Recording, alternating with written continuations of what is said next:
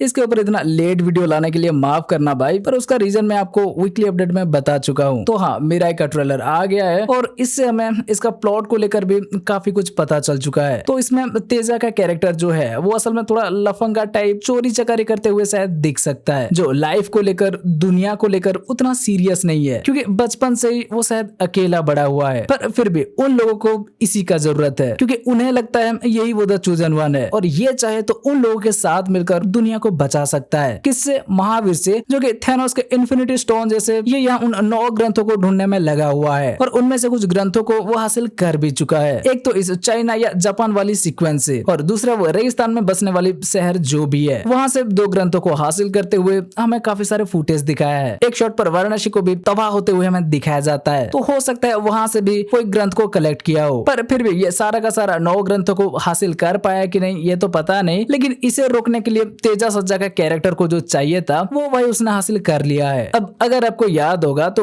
Teaser में बताया जा रहा था कि कलयुग में जन्मे कोई भी शक्ति विलन को रोक नहीं सकता। तो हम सोच रहे थे फिर ये स्टिक विलन को कैसे रोकेगा, तो भाई उसका जवाब इस ट्रेलर में मिल गया है। ये दिव्य अस्त्र कलयुग का है ही नहीं, ये त्रेता युग का है, जिसे त्रेता युग से ये गरुड़ पक्षी, जिसे कि वो इसमें किसका रेफरेंस देकर दिखाएंगे पता नहीं, क्योंकि जटायु तो रहे नहीं और संपत्ति के पंख जल गए थे और ये एकदम सही लग रही है। चलो इन्हें जिसका भी रेफरेंस देकर दिखाए, ये शायद उस दिव्य अस्त्र को प्रोटेक्ट करते आ रहे थे और क्योंकि ये त्रेता युग से है तो भाई हाँ, ये उस विलन को रोकने में मदद कर सकता है। वैसे हनुमान मूवी में भी कुछ ऐसा ही दिखाया गया था उस रुद्रमणि को लेकर, तो क्या इसमें भी ये दिव्य अस्त्र प्रभु श्री राम के धनुष कोदंड हो सकता है? हाँ, ये पॉसिबल हो भी सकता है, क्योंकि उन्हें कुछ शॉट के लिए दिखाया जाएगा, शायद कोदंड को इस स्टिक में बदलकर किसी को देते हुए। भाई इस शॉट को देखकर तो ऐसा ही लग रहा है। मगर विलन के मोटिव कि भाई वो ऐसा क्यों कर रहा है, वो करना क्या चाहता है, ऐसा सब करने के पीछे रीजन क्या हो सकता है, तो भाई उसे लेकर हमारे पास एक थ्योरी है। टीजर में एक लाइन था, आपने सुना होगा, ऐसे ही पत्थर थे प्रोफेसर जिससे बचपन में मुझे मारा गया था, नाउ इट्स माय टर्न। तो आप थोड़ा सोच कर देखो, बचपन में इसे अगर पब्लिक ने पत्थर से मारा था,